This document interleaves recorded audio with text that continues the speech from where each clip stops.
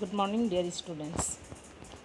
মৰমৰ ছাত্ৰ ছাত্ৰীসকল, আমি ইতিমধ্যে অনলাইন ক্লাছ কৰি অৰ্থাৎ লাৰ্ণিঙৰ যোগেদি দুটা চেপ্টাৰ পঢ়ি শেষ কৰিলোঁ, প্ৰথম চেপ্টাৰ আৰু দ্বিতীয় চেপ্টাৰ। এইখিনিতে আমি এতিয়া তৃতীয় অধ্যায়হে পঢ়ি আছোঁ। এতিয়া তৃতীয় অধ্যায়ৰ আধাখিনি শেষ হোৱা বুলি আমি ক'বই পাৰি। আমি চবেই জানো যে আমি এতিয়া কি পঢ়ি আছোঁ, জনসংখ্যা শিক্ষা অৰ্থাৎ পপুলেশ্যন এডুকেশ্যন, যিটো বৰ্তমান সময়ৰ কাৰণে বিশেষ জৰুৰী। আমি জানো যে জনসংখ্যা শিক্ষা সম্পৰ্কে বা জনসংখ্যা সম্পৰ্কে যদি আমাৰ দেশ বা আমাৰ সমাজ সচেতন নহয়, তেতিয়াহ'লে আমাৰ দেশেও যে চীন দেশক অতিক্ৰম কৰিব, সেই ক্ষেত্ৰত সেই কথা আমি কেতিয়াও নুই কৰিব নোৱাৰি। আমাৰ দেশত দ্ৰুত হাৰত কি হৈ আছে, জনসংখ্যা বৃদ্ধি পাই আছে। আৰু এই জনসংখ্যা নিয়ন্ত্ৰণ কৰিবলৈ হ'লে, জনসংখ্যা নিয়ন্ত্ৰণ কৰাৰ বিভিন্ন কলা কৌশল সম্পৰ্কে মানুহক সচেতন কৰিবলৈ হ'লে আমাৰ দেশৰ কাৰণে, সমাজৰ কাৰণে জনসংখ্যা শিক্ষা অতিকৈ জৰুৰী। তো এই ক্ষেত্ৰত আমি জানো যে জনসংখ্যা শিক্ষা কাক কয় বা জনসংখ্যা শিক্ষাৰ পিতৃ কোন, জনসংখ্যা শিক্ষাৰ ধাৰণা কোনে কেতিয়া আগবঢ়াইছিলে, সেইবিলাক আমি অলৰেডি পাইছোঁ। আমি জানো জনসংখ্যা শিক্ষাৰ পিতৃ হৈছে আলবা মিৰ্ডাল। তেখেতে 1982 চনত জনসংখ্যা শিক্ষাৰ ধাৰণাটো আগবঢ়াইছিলে। চোৱা, আমি যদি এই কথা বিশ্লেষণ কৰি চাওঁ, তেতিয়াহ'লে এই আলবা মিৰ্ডালে 1992 চনৰ পৰাই জনসংখ্যা শিক্ষাৰ কথা মানুহক দিয়াৰ কথা কৈ আহিছে। কিন্তু সেই শিক্ষা যদি আজি জনসাধাৰণক বা সমাজত উপযুক্তভাৱে দিলেহেঁতেন, তেতিয়াহ'লে আমাৰ দেশৰ পৰিস্থিতি হয়তো এনেকুৱা নহ'লেহেঁতেন। কিন্তু সেই শিক্ষা সম্পৰ্কে মানুহ অচেতন হৈ আছে বা সেই শিক্ষা মানুহে ভালদৰে লোৱা নাই বা আমাৰ স্কুল কলেজত ভালদৰে প্ৰদান কৰা হোৱা নাই। গতিকে আমি বৰ্তমান সময়ত যি শিক্ষা পঢ়ি আছোঁ বা জনসংখ্যা শিক্ষা পঢ়ি আছোঁ, এই ক্ষেত্ৰত আমি অকল পঢ়াটোৱে নহয় যে কিতাপত আছে আমি পঢ়িব লাগে, মাৰ্কছ পাব লাগে, এনেকুৱা নহয়।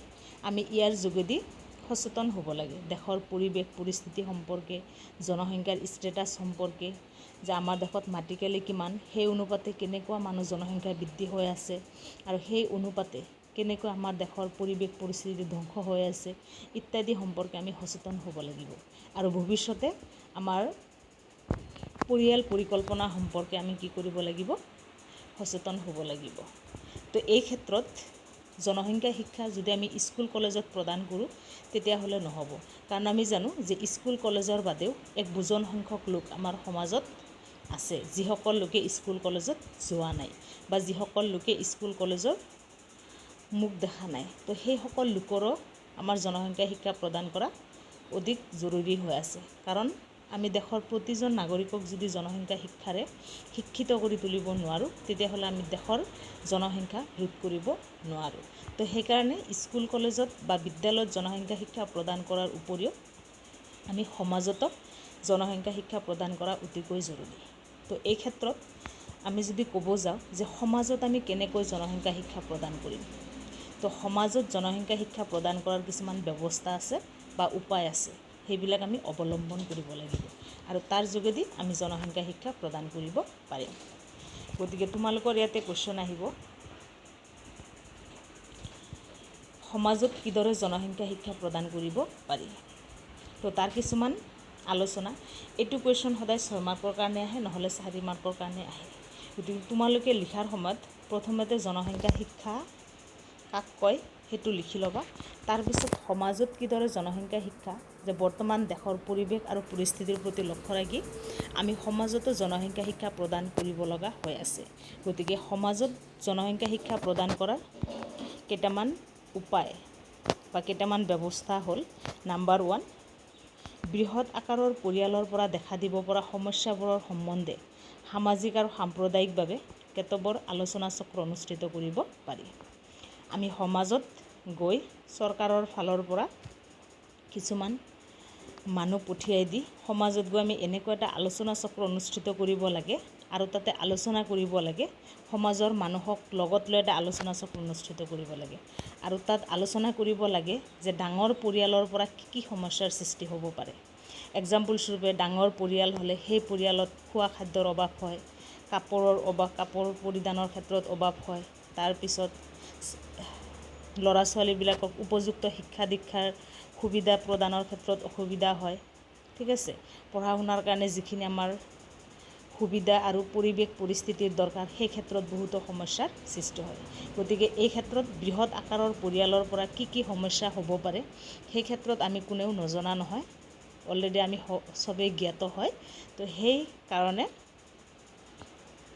এনেকুৱা সমস্যাৰ পৰা বা এনেকুৱা বৃহৎ আকাৰৰ পৰিয়ালৰ পৰা কি সমস্যা হ'ব পাৰে সেই সম্পৰ্কে সমাজৰ মানুহক লগত লৈ এটা আলোচনা চক্ৰ অনুষ্ঠিত কৰিব লাগে, যাতে সমাজৰ মানুহে সেই আলোচনা চক্ৰৰ দ্বাৰা সচেতন হ'ব পাৰে যে নাই, আমাৰ ডাঙৰ পৰিয়ালৰ পৰা এনেকুৱা সমস্যা হ'লে ভৱিষ্যতে আমাৰ যিটো নেক্সট প্ৰজন্ম বা নৱ প্ৰজন্ম আহিব তেওঁলোকৰ কাৰণে সমস্যা হ'ব পাৰে। গতিকে এই ক্ষেত্ৰত আমি নিজেই পৰিয়াল পৰিকল্পনা বা জনসংখ্যা সম্পৰ্কে কি হ'ব লাগে, সচেতন হ'ব লাগে।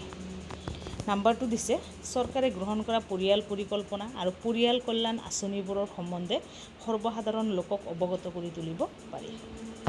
হয়, আমি জানো যে আমাৰ ভাৰত চৰকাৰেই হওক বা অসম চৰকাৰেই হওক জনসংখ্যা সম্পৰ্কে বা পৰিয়াল পৰিকল্পনা সম্পৰ্কে, পৰিয়াল কল্যাণ আঁচনি সম্পৰ্কে অলৰেডি বহুতো পদক্ষেপ হাতত লৈছে বা বহুতো কল্যাণমূলক আঁচনি হাতত লৈছে, যিবিলাক সম্পৰ্কে আমাৰ সমাজৰ এক বুজন সংখ্যক লোক অজ্ঞাত হৈ আছে, অৰ্থাৎ তেওঁলোকে নাজানে এনেকুৱা আঁচনিবোৰৰ বিষয়ে। তো সেই সম্পৰ্কে গাঁৱে ভূঞে গৈ বা সমাজৰ লোকসকলক সেনেকুৱা পৰিয়াল পৰিকল্পনা অৰ্থাৎ জনসংখ্যা নিয়ন্ত্ৰণৰ বিভিন্ন কলা কৌশল যে আৱিষ্কৃত হৈছে, আজিও বহুতো মানুহ কি হৈ আছে, অজ্ঞাত হৈ আছে। তো সেই লোকসকলক সেই সম্পৰ্কে কি কৰিব লাগে, সচেতন কৰি তুলিব লাগে। আৰু লগতে পৰিয়াল কল্যাণ আঁচনি যেনেকুৱা মামনি আঁচনি, মাজনী আঁচনি, তোমালোকে নাম শুনাই পাইছা। তো সেনেকুৱা আঁচনি সম্পৰ্কে বহুতো লোক কি হৈ আছে, অচেতন হৈ আছে। তো তেনেকুৱা লোকসকলক আমি কি কৰিব লাগে, এনেকুৱা চৰকাৰে গ্ৰহণ কৰা পৰিয়াল পৰিকল্পনা আঁচনি বা কল্যাণমূলক আঁচনি সম্পৰ্কে অৱগত কৰি তুলিব পাৰি। নাম্বাৰ 3, নতুন প্ৰজননিক আচৰণ আৰু জন্ম নিৰোধক উপায় আৰু পদ্ধতিবোৰৰ বিষয়ে নৱবিবাহিত পুৰুষ মহিলাসকলৰ মাজত জনপ্ৰিয় কৰি তুলিব লাগে। এতিয়া ইয়াৰ আগতে আমি এটা পাইছোঁ প্ৰজননিক ক্ষমতা, হয়নে? আমি পাইছিলোঁ যে প্ৰাথমিক পৰ্যায়তে ল'ৰা ছোৱালীবিলাক প্ৰজননিক ক্ষমতা বা প্ৰজননিক আচৰণ সম্পৰ্কে শিক্ষা দিব লাগে। তো ইয়াৰ উপৰিও যিবিলাক সমাজত নৱবিবাহিত পুৰুষ মহিলা বা নৱবিবাহিত যিটো দাম্পত্যিক আছে, সেই দাম্পত্যিকবিলাকক আমি কি কৰিব লাগে, এনেকুৱা প্ৰজননিক ক্ষমতা সম্পৰ্কে, আকৌ জন্ম নিৰোধক উপায়, আমি জনসংখ্যা কেনেকৈ নিয়ন্ত্ৰণ কৰিব পাৰি ইত্যাদি সম্পৰ্কে কি কৰিব লাগে, সচেতন কৰি তুলিব লাগে। আৰু এই ক্ষেত্ৰত সচেতন কৰাৰ কাৰণে আমি চবেই জানো আমাৰ গাঁৱে চবৰে গাঁৱতে আশাকৰ্মী আছেনে নাই? তো সেইবিলাক ব্যক্তিক এনেকুৱা কামত কি কৰা হৈছে, নিয়োগ কৰা হৈছে। কিন্তু দুখৰ বিষয় যে এই ব্যক্তিবিলাকে আমাৰ এনেকুৱা দায়িত্ববিলাক কি নকৰে, পালন নকৰে, আৰু যাৰ কাৰণে আমাৰ দেশত দিনক দিনে জনসংখ্যা বৃদ্ধি পাই আছে আৰু মানুহে এইবিলাক সম্পৰ্কে কি নহয়, সচেতন নহয়। তো সেইকাৰণে কৈছে যে এনেকুৱা বিভিন্ন উপায় সম্পৰ্কে নৱবিবাহিত পুৰুষ মহিলাসকলক কি কৰিব লাগে, সচেতন কৰি তুলিব লাগে। তাৰপিছত 4 নম্বৰত দিছে, সঘনে শিশু জন্ম দিয়াৰ ফলত স্বাস্থ্য ৰক্ষাৰ ক্ষেত্ৰত দেখা দিব পৰা সমস্যাবোৰৰ সম্বন্ধে মাতৃসকলক অৱগত কৰি তুলিব লাগে। হয়, আমি এনেকুৱা বহুত দেখা পাওঁ যে এজনী মাতৃয়ে 2 বছৰত 2টা সন্তানেই জন্ম দিছে। ঠিক আছে, এনেকুৱা সঘনে সন্তান জন্ম দিলে যে মাতৃৰ স্বাস্থ্যৰ ক্ষতি হ'ব পাৰে সেই সম্পৰ্কে বহুতো মাতৃ কি হৈ আছে, অচেতন হৈ আছে। ঠিক আছে, তো এই সম্পৰ্কে আমি কি কৰিব লাগে, এনেকুৱা মাতৃসকলক স্বাস্থ্য সম্পৰ্কে সচেতন কৰি তুলিব লাগে। যেনেকুৱা সঘনে বাচ্চা জন্ম দিলে যে আপোনাৰ ক্ষতি হ'ব পাৰে বা আপুনি মৃত্যুৰ মুখতো পৰিব পাৰে, সেই সম্পৰ্কে কি কৰিব লাগে, সচেতন কৰি তুলিব লাগে। তাৰপিছত দিছে, পিছপৰা জনজাতীয় লোকসকলৰ মাজত এই সম্বন্ধে আলোচনা চক্ৰ, কথিকা প্ৰদৰ্শনী আৰু কথাছবি প্ৰদৰ্শন আদিৰ ব্যৱস্থা কৰিব পাৰি। এতিয়া আমাৰ বহুতো পিছপৰা মানে বেকৱাৰ্ড এৰিয়া আছে, যেনেকুৱা পাহাৰীয়া অঞ্চল, তাৰপিছত দুৰ্গম অঞ্চল, যিবিলাকত ৰাস্তা ঘাটৰ বহুত অসুবিধা আদিও এনেকুৱা আমাৰ বহুতো ঠাই আছে যিবিলাকত মানুহ টেকন'লজিৰ মুখ দেখাই নাই। তো সেনেকুৱা বহুতো ঠাই আছে। তো সেইটো কৈছে যে সেনেকুৱা ঠাইবিলাকত গৈ আমি এই জনসংখ্যা সম্পৰ্কে আলোচনা চক্ৰ অনুষ্ঠিত কৰিব লাগে, কথিকা তেওঁলোকৰ মতামত গ্ৰহণ কৰিব লাগে, প্ৰদৰ্শনী তেওঁলোকক আমি দেখাব লাগে যে জনসংখ্যা বহুত বেছি হ'লে কেনেকুৱা সমস্যাৰ সৃষ্টি হ'ব পাৰে।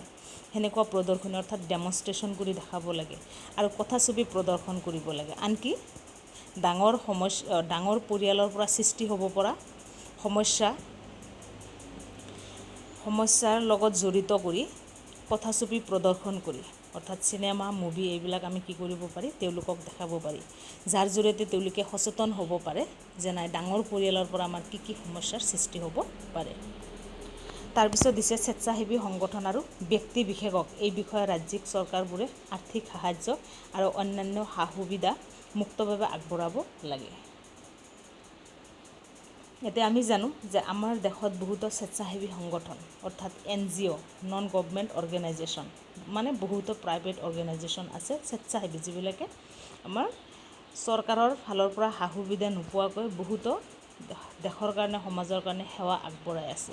গতিকে সেই ব্যক্তিবিলাকক সেই সংগঠনবিলাকক ৰাজ্যিক চৰকাৰে কি কৰিব লাগে আৰ্থিক সাহায্য আৰু অন্যান্য সা সুবিধা আগবঢ়াব লাগে, যাতে সেই ব্যক্তিবোৰে সেই সংগঠনবোৰে জনসাধাৰণক জনসংখ্যা সম্পৰ্কে জ্ঞান প্ৰদান কৰিব পাৰে।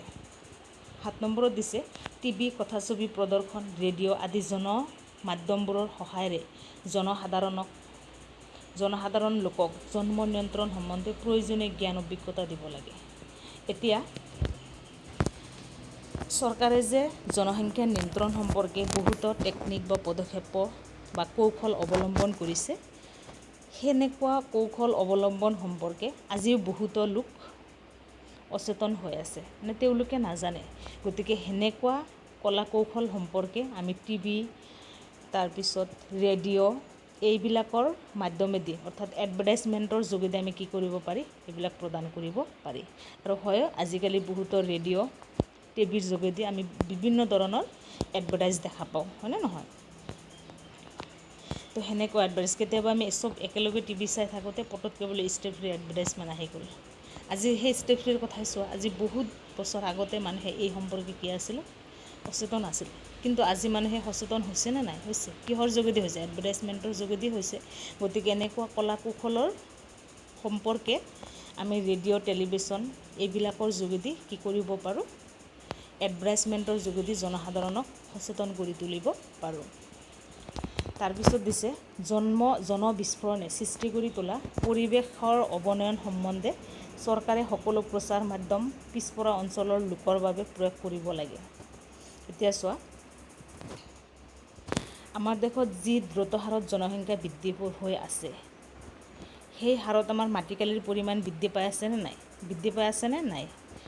যি হাৰত জনসংখ্যা বিস্ফোৰণ হৈ আছে, সেই হাৰত কিন্তু আমাৰ মাটিকালিৰ পৰিমাণ কি হৈ আছে? হ্ৰাস পাই আছে, অৰ্থাৎ পৰিৱেশ ধ্বংস হৈ আছে। এতিয়া এই যে জনসংখ্যা বৃদ্ধি হৈ আছে, পৰিৱেশ ধ্বংস হৈ আছে, খেতি বাতিৰ মাটিৰ পৰিমাণ কমি আহিছে, যাৰ ফলস্বৰূপে মানুহৰ খাদ্যৰ অভাৱ অনাটন হৈছে, বস্তুৰ দাম বাঢ়িছে। এই সম্পৰ্কে বিভিন্ন প্ৰচাৰ মাধ্যমৰ যোগেদি চৰকাৰে কি কৰিব লাগে পিছপৰা জনসাধাৰণৰ লোকক সচেতন কৰি তুলিব লাগে। 9 নম্বৰত দিছে দুটাতকৈ অধিক সন্তান জন্ম দিয়াটো বন্ধ কৰিবলৈ চৰকাৰে কঠোৰ আইনী ব্যৱস্থা গ্ৰহণ কৰিব লাগে। হয়, এতিয়া আমি বহুত মানুহক দেখা পাওঁ 6টা 7টা 8টা 9টা 10টাকৈ ল'ৰা ছোৱালী জন্ম দিয়ে, কিন্তু এই ক্ষেত্ৰত চৰকাৰে কঠোৰ নীতি অৱলম্বন কৰিব লাগে যে দুটাতকৈ বেছি সন্তান জন্ম দিলে তাৰ পিছৰ ল'ৰা ছোৱালীকেইটাই কোনো ধৰণৰ সা সুবিধা নাপায়, প্ৰথম দুটাৰ বাহিৰে। ইমান দিনেহে আমাৰ চৰকাৰে সেইটো ব্যৱস্থা হাতত লৈছে।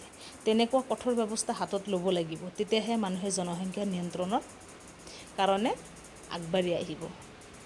কাৰণ যেতিয়া চৰকাৰৰ ফালৰ পৰা কোনো ধৰণৰ সুবিধা নাপাব, ঠিক আছে, চাকৰি দিয়া নহ'ব। এইবাৰ এনেকুৱা কৰা হৈছে ন, যিবিলাক মানুহৰ 2জন সন্তান তেওঁলোকেহে ভোটত কি কৰিব পাৰে উঠিব পাৰে, সেনেকুৱা দিছে। তো এই ক্ষেত্ৰত কি কৰা হৈছে এনেকুৱা আইনী ব্যৱস্থা গ্ৰহণ কৰা হৈছে। আকৌ এনেকৈ দিয়া হৈছে দুটাতকৈ বেছি সন্তান হ'লে 3য় নম্বৰ সন্তানে চৰকাৰৰ ফালৰ পৰা কোনো ধৰণৰ সা সুবিধা নাপায়।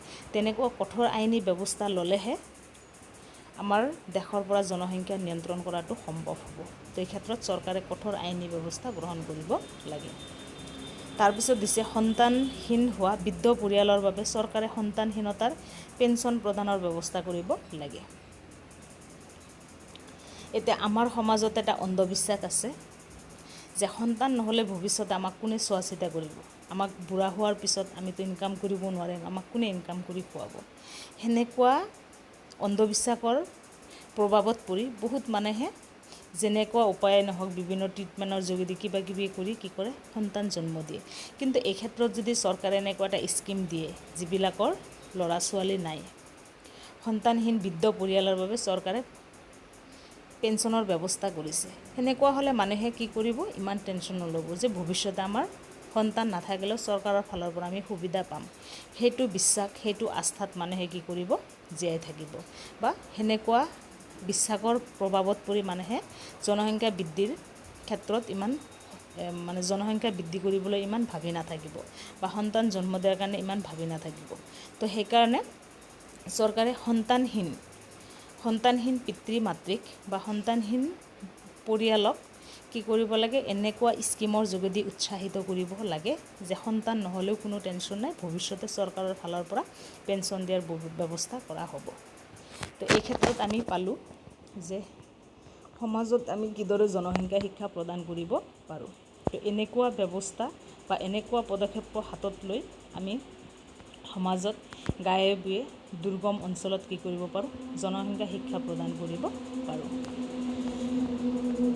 ওপৰৰ আলোচনাৰ পৰা ক'ব পাৰি যে বৰ্তমান সময়ত জনসংখ্যা শিক্ষা খুবেই জৰুৰী হৈ আছে, কাৰণ জনসংখ্যা শিক্ষাৰ জৰিয়তে মানুহক উপযুক্ত শিক্ষাৰে শিক্ষিত কৰি তুলিব পাৰিলেহে আমাৰ দেশৰ পৰা জনসংখ্যা নিয়ন্ত্ৰণ কৰাটো সম্ভৱ হ'ব, আদাৰৱাইজ এইটো সম্ভৱ নহয়।